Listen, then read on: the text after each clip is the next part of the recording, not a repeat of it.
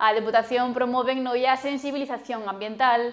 Esta mañá, alumnado de primaria do Felipe de Castro participou nun obradoiro sobre aves nocturnas. Impulsar a sensibilización ambiental.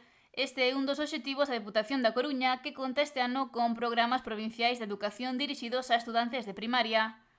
Esta mañá, o Noyeste e Felipe de Castro acolleu un obradoiro centrado en aves nocturnas no que participou a deputada provincial desta área, Rosa Ana García. O obxectivo é concienciar sobre o cuidado do medio e tamén o importante que é, non?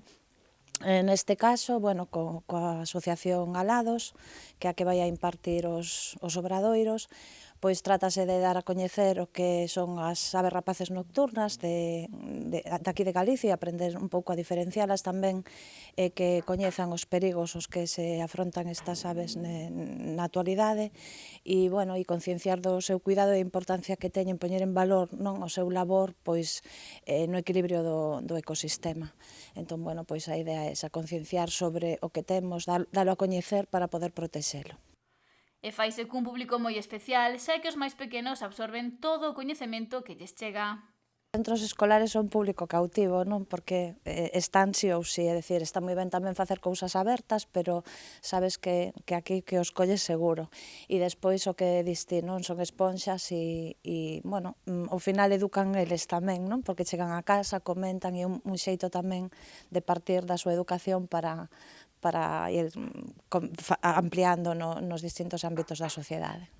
O Felipe de Castro é un dos centros da provincia que forma parte desta iniciativa impulsada pola Deputación.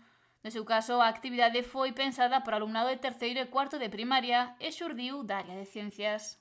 A verdade é que é un tema, o medio ambiente é un tema transversal, onde no centro sempre facemos actividades ao longo do ano porque creemos que é moi importante para os cativos, sensibilizalos con este tema e logo, justamente o das aves que se vai a dar hoxe aquí nesta charla é un tema que lles interesa moitísimo e que a nós tamén nos parece interesante para coñecelo máis en profundidade.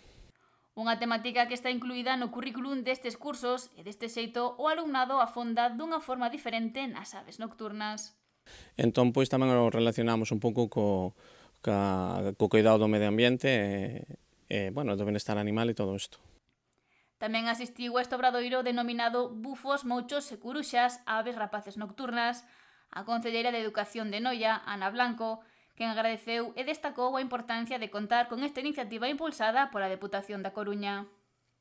Estamos rodeados na nosa contorna de cousas maravillosas e se non poñemos o foco realmente non se lleva o valor que merece, que realmente é o que fan este tipo de iniciativas, que os nenos coñezan, o que teñen ao redor, que o valoren e ao final non podes coidar o que non coñeces, o que non queres.